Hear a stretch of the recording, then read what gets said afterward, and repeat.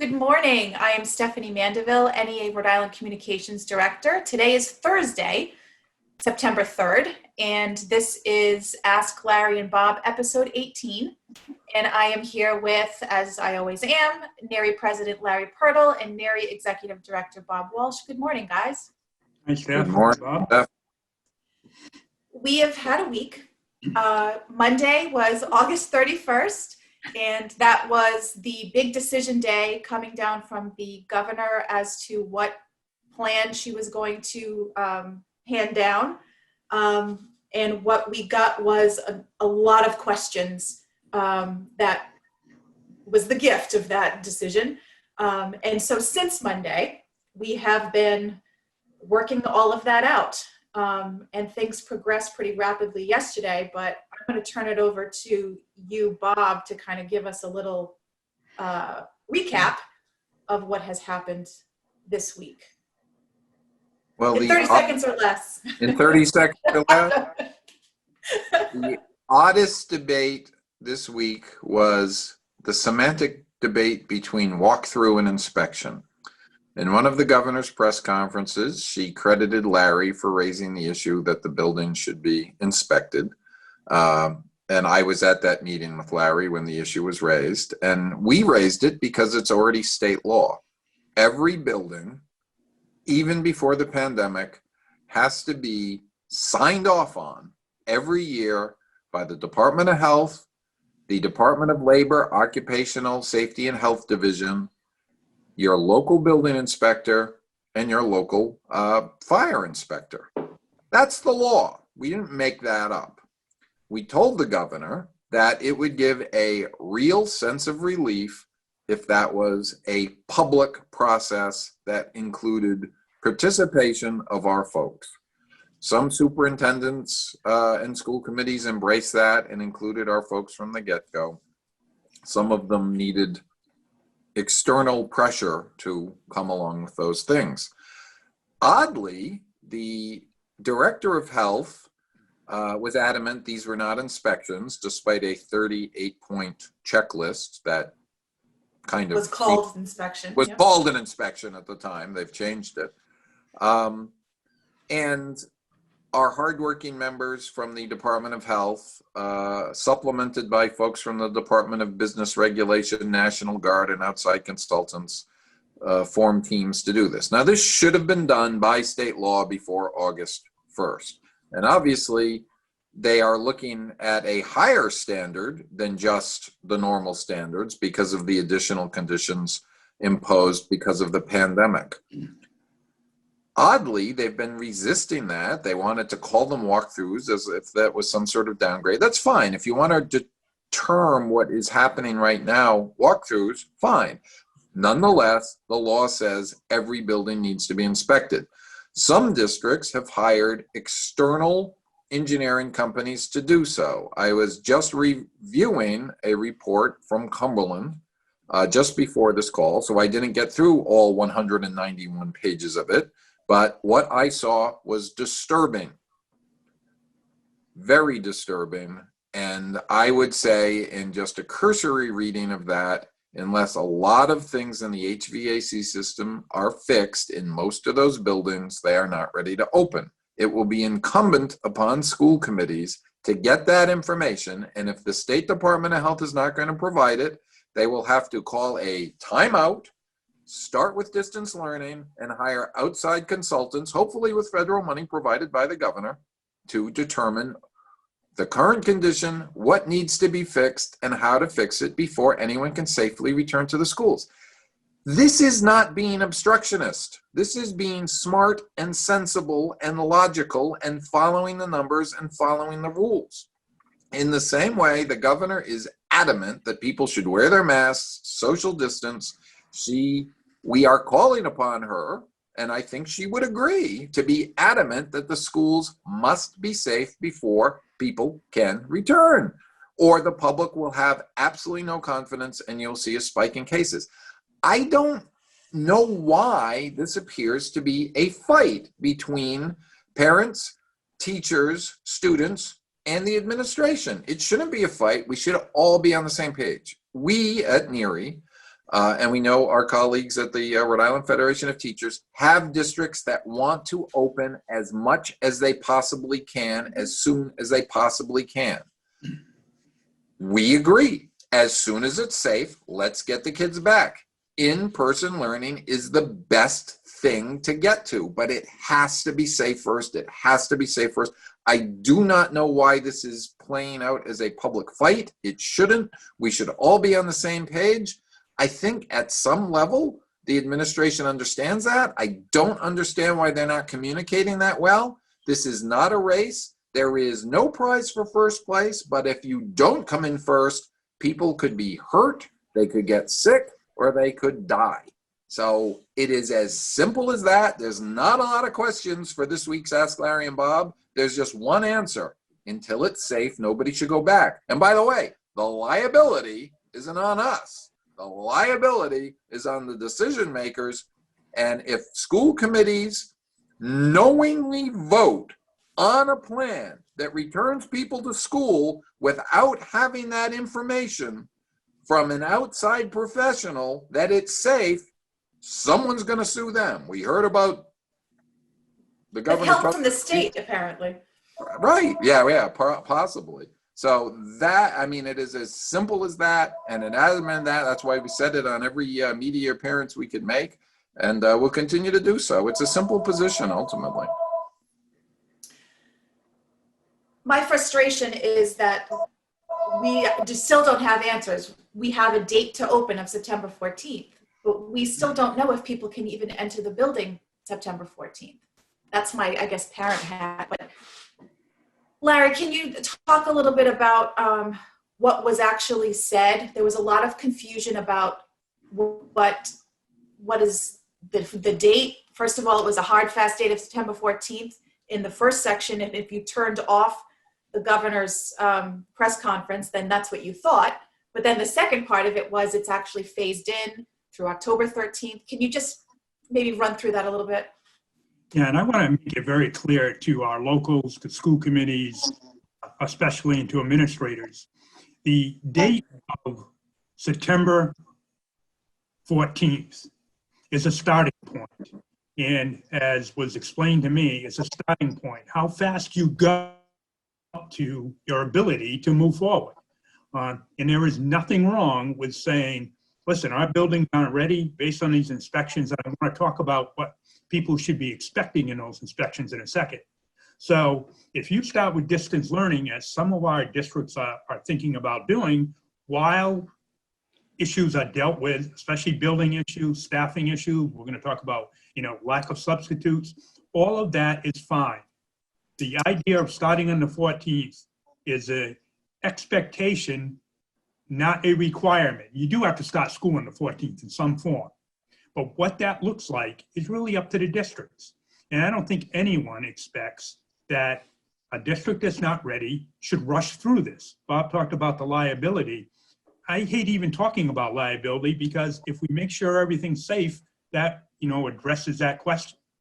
These inspections, what they should look like, and both Bob and I talked to the governor's office several times yesterday, and with the governor, that the inspections will take place. There are teams in every district. Those teams will go from building to building. And yes, they may not sit in every room for 20 minutes because if all the rooms on the floor all have windows and are all laid out the same, you don't necessarily need to do that. But you need to inspect, make sure they're safe, especially the HVAC systems, air filtration systems, etc.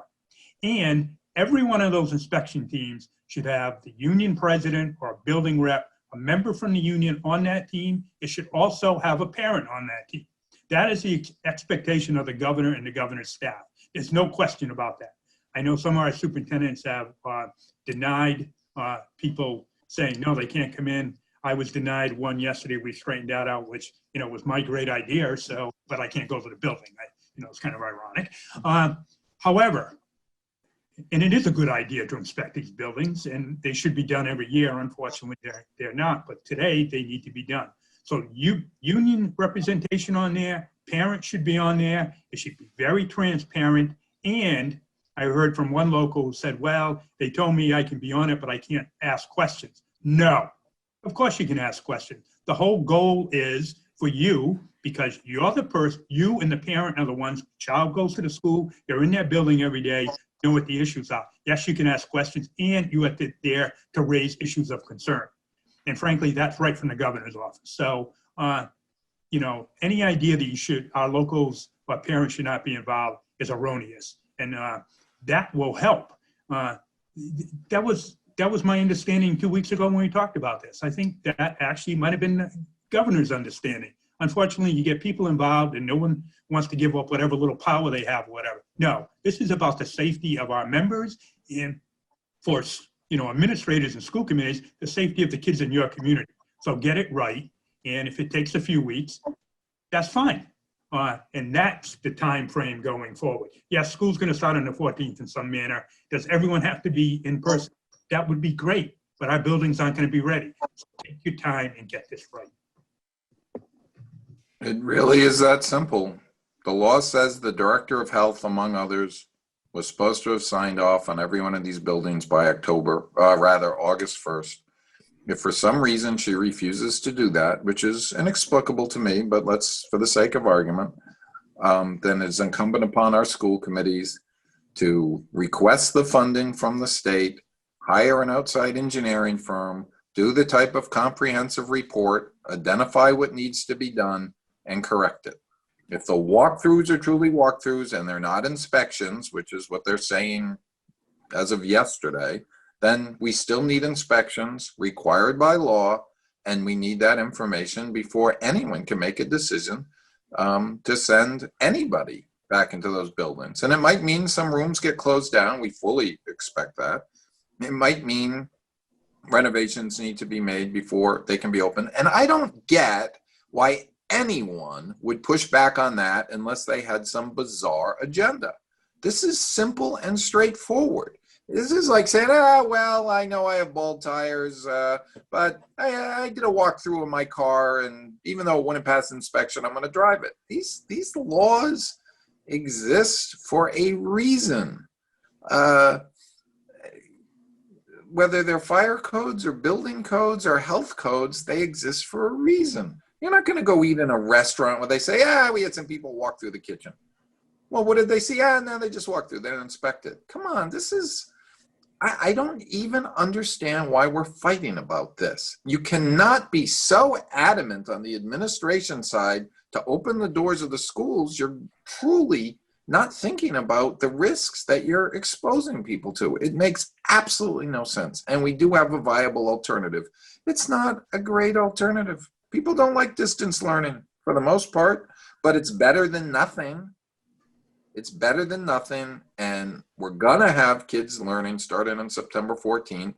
And if most of them are gonna have to do it through distance learning because the state did not meet its legal obligation to have signed off on these buildings by August 1st, it's not our fault, it's not the kids' fault, it's not the parents' fault, and it would be the school committee's fault if they ignore the law and say they're ready to open, even though they don't know the answer to the very basic question, are our buildings safe?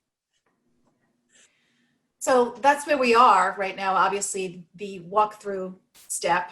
Our local presidents know to be involved. And currently engaged in voting on plans. So can you speak to, either of you or both of you, can you speak to what our members and what parents can be doing right now as we wait to see what building conditions are? I think, you know, it can be district. Bob says some districts are close to going back in person and others. And we get that, and we will support them whatever they need. And if it's ready to go back, we're going to support them in pushing back hard. But parents and our members should be looking at that list of, and the state has their 5 metrics, we have our 8. And right now, the major one is the building inspections that need to be done. And if a school district or parents aren't assured that the building they're going to send their children to isn't safe, then they should be demanding that either go to distance learning, or there's nothing that says we couldn't put this off for a week or two. The school calendar beginning after Labor Day and ending in mid-June. I know it's like, tradition for 150 years, but nothing says you can't change that or abbreviate that or add to that or whatever you need to do to make it work. And as we talked earlier, we're in the middle of a pandemic. Nothing as it normally is here. So if you have to change things, there's nothing wrong with that. Now, the governor, I think to her credit, from the 31st to the 14th, gave a little more time. The problem is how we've been using that time. But, if you have to start with distance learning, if kindergarten students have to meet their teacher one at a time, and they don't get 180 days of classroom, they only get 160, I think that's okay, right? Do the best we can to educate students. We know they need to be in school, but health and safety has to come first, and our members and parents need to push back on that. They're not comfortable, speak up. I'm going to try and share a document and see if it works. Oh, look at that, it worked. Risk of coronavirus transmission in different settings. And if you want to figure out what setting we're in, let's assume everyone does their job and wears a face covering, but we know that students and teachers are in contact for a prolonged time. So now you're down on the second chart. And we know that speaking's involved. So even wearing a mask, you fall in the medium to high risk category. Even if you're indoors and well ventilated, but if you're indoors and poorly ventilated, which is the reports that we're getting back, you're in a high risk even when you're wearing a mask. This simple chart from a friend at Department of Health, but originally sourced from the Washington Post,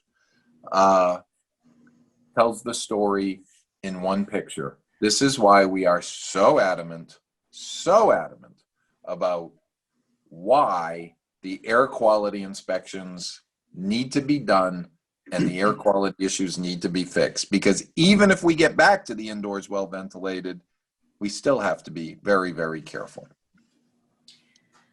So we know that the devil is in the details. And so I'm sick and I'm quarantined right now because I am waiting for my COVID test results to come in. I am pretty much sitting here as an example of what we are looking toward for fall and winter. I do meet the threshold of a probable case. I don't have a fever. But to be honest, I would go to work. I have a little sore throat. I'm, runny nose. I'm a little run down, but, whatever. But instead, because of the times that we're in, I'm isolated and quarantined until my test results come in. This is going to happen. There's an alternative that you, in fact, are working, but you're doing it using computer technology so everyone is safer. What an amazing thing. Isn't that something? We are going to run into this with... Figured that out. How do we do that? With educators and ESP who are going to have some symptoms, not all the symptoms, same as me, and are not going to be able to go to work because they're going to have to get a test. Now, my test quote was 5 to 7 days, which falls outside of the what the governor said is a day and a half or 2 days. So we'll see what happens. But what are we going to do about substitutes? And that was my really long preamble before Diane's question that she sent in.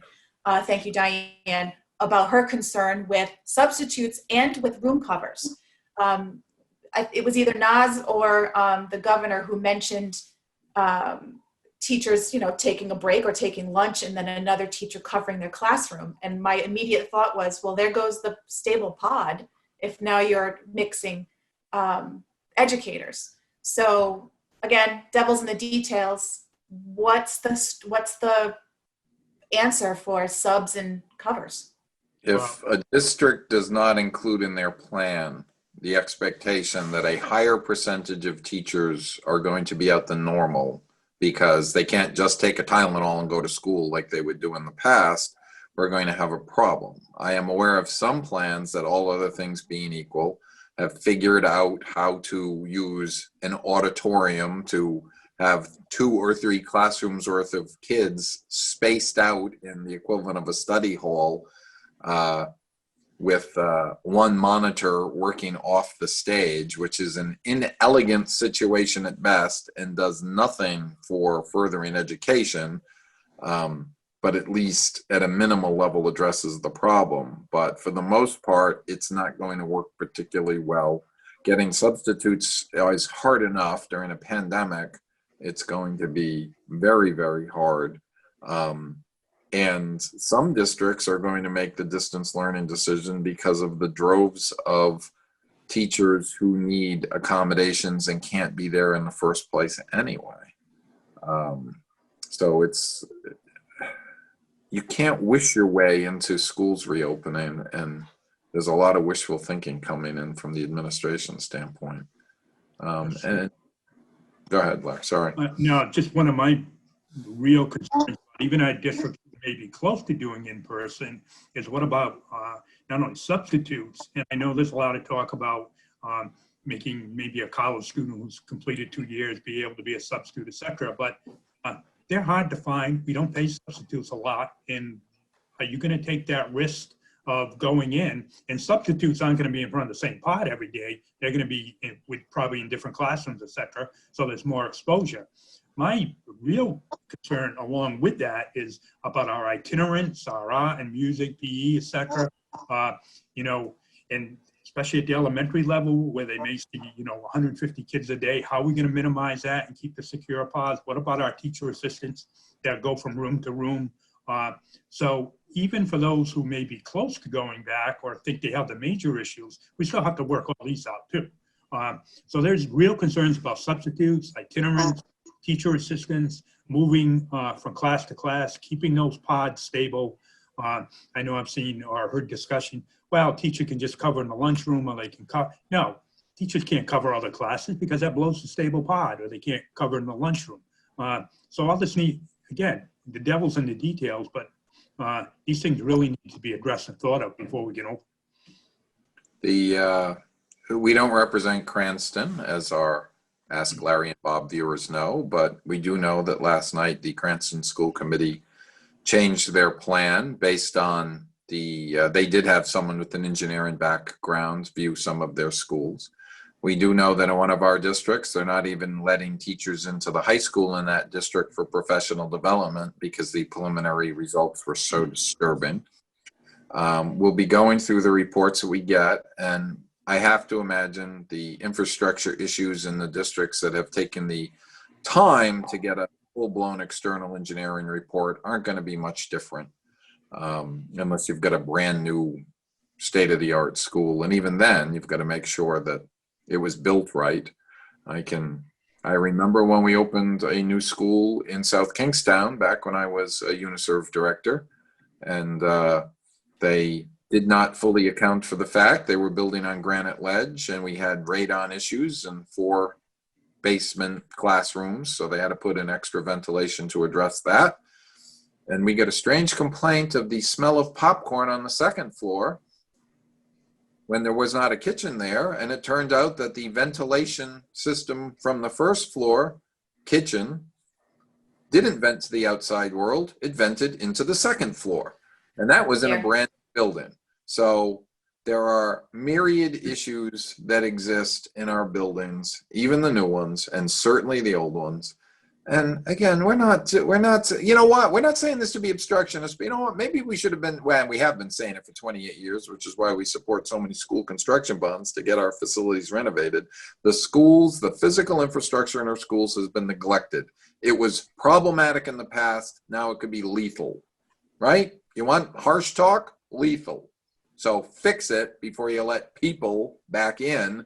And if you are defending using buildings that were problematic in the first place during a pandemic, you really have to question your values. And if you're a school committee, make sure your liability insurance is up to date, because being sued by a parent saying, oh, I want my student to be back in school is gonna be bad. Being sued by a parent who says, you let my student back in school when you knew or should have known that the underlying conditions were not safe. And they're going to ask you the first question, did you follow the state law and have all these 4 entities, including the director of health, sign off on our building by August 1st? And we know you didn't, because none of them were signed off on by August 1st. Yeah, and just 2 quick comments on that. One is, and we don't have very many new school buildings. I mean, we do have some. I still think, though, Exeter West Greenwich High School is being new, because I was there when it opened. That was 30 years ago. So we really don't. And the other thing about the liability, Bob's right. I know a lot of superintendents and school committees are worried about that and want teachers and students to sign, or parents to sign liability waivers, whatever. But they only go so far. I kind of use the examples like, you sign the waiver, I'm going whitewater rafting. Okay, I know there's a risk to it. I signed the waiver. But if the company didn't tell me that the raft has a huge hole in it, and something happens, that becomes problematic. So the fact that they know, districts may know there's a problem, didn't have an inspection, and didn't follow through on it, I don't see that strong legal standing. So, and forget about that. I just, I hate to think that we're only going to improve buildings because we're afraid of being sued. I want to improve buildings because it's what keeps kids safe. And maybe, just maybe, this is the opportunity that we've neglected schools for 50 years. Maybe now's the time to fix it. Because if we were a business in Rhode Island or any major business in this country, we would not be sending, those businesses would not be sending workers into buildings like we send kids into. So this is our opportunity to fix that. We know that in one district, part of the walkthrough was done by an infection or virus specialist who said the top 3 things that are of import are mask wearing for everyone, spacing of 6 feet, and air quality and proper ventilation. So right now, if they haven't already, classroom educators are returning to their classrooms to set them up or at least start to see what's going on. I think it's important to talk about what's feasible, to use a word that's in many of the plans. If they're starting to put things together and see things that are just not going to work, they need to speak up. I think it's important for one or both of you to speak to that. We need to hear it immediately because we can, we can speak up. We can contact and Department of Health, the governor's office, everyone else. I mean, if we need to, there's possibly legislative solutions. There's legal solutions. There are all kinds of avenues we have that we want to get to this jointly and solve this and work together. But if we can't, there are avenues that we have, but we need to know about it. They need to speak up. And just a word of caution, because we get so many emails and it can't be, well, the school's doing this and we need give us real information, real facts. This is what's happening. And work through your local presidents and UNICEF directors. Yes, so that exactly. Talk to your local president, UNICEF director, and make sure that the information is accurate and not what somebody told you, but you off the record or, on the corner, but you actually know it, because we can pursue those things. That's why we're here. That's our job.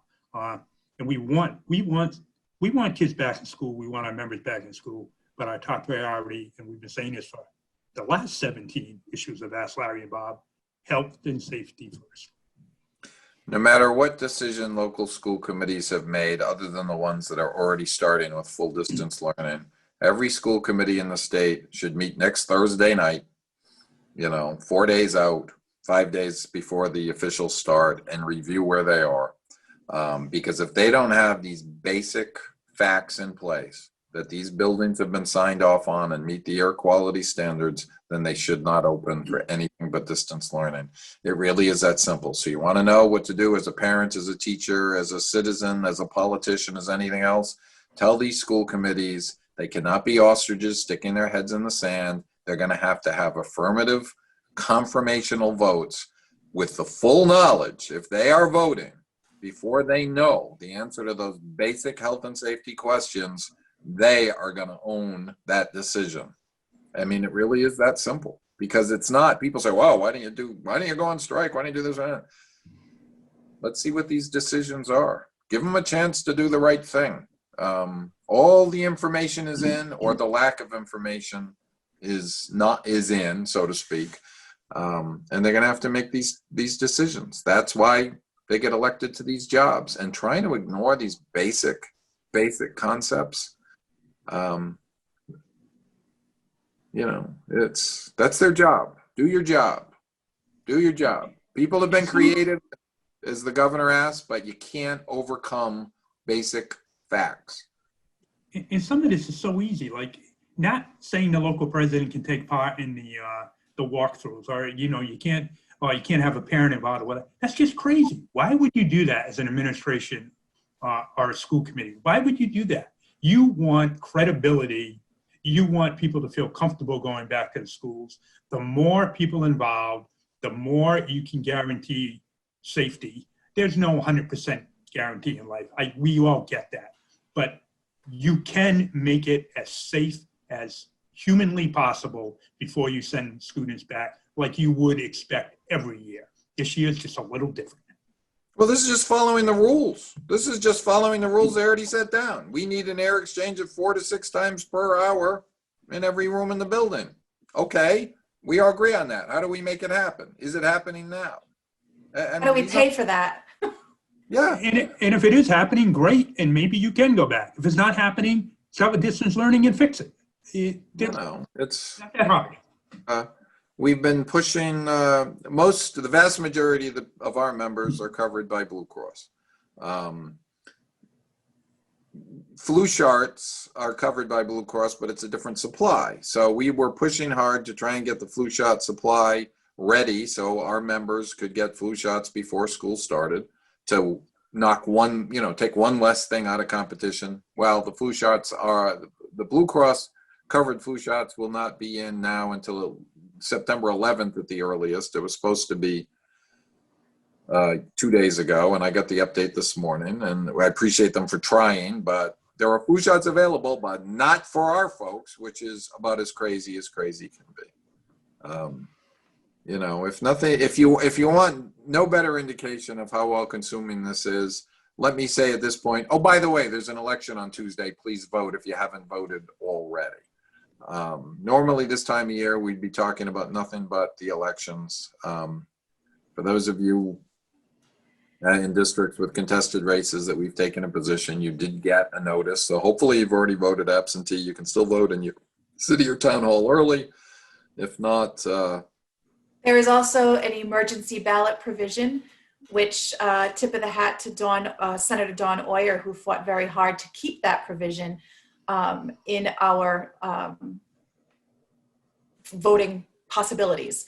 So because I am possibly going to be quarantined through the primary day, I still have the option of having an emergency ballot application and sending someone in to go pick up my ballots. So there really is no excuse to not vote. So do that. why don't you wrap it up by telling us what's going to be happening in the next couple of days? Yes, let me remind folks that the governor is doing press conferences all week this week based specifically on school reopenings. So that's today. Today's, again, Thursday, September 3rd. So that's today at 1 o'clock. I want to remind our presidents that we have another meeting scheduled for next Tuesday at 3 p.m. And that Zoom information will be going out later today or tomorrow. And also, I have just updated our website at neari.org/safe reopen. And so all of the media that we have been doing this week to sort of ring the bells about these walkthroughs, all of that information is on our website right now. So thank you very much. Thank you, guys. And we'll be back at it soon. Thank you. Thank you both. Thanks, Bob. We'll see what adventures occur. We shall. Well, I'm sure it'll be adventurous.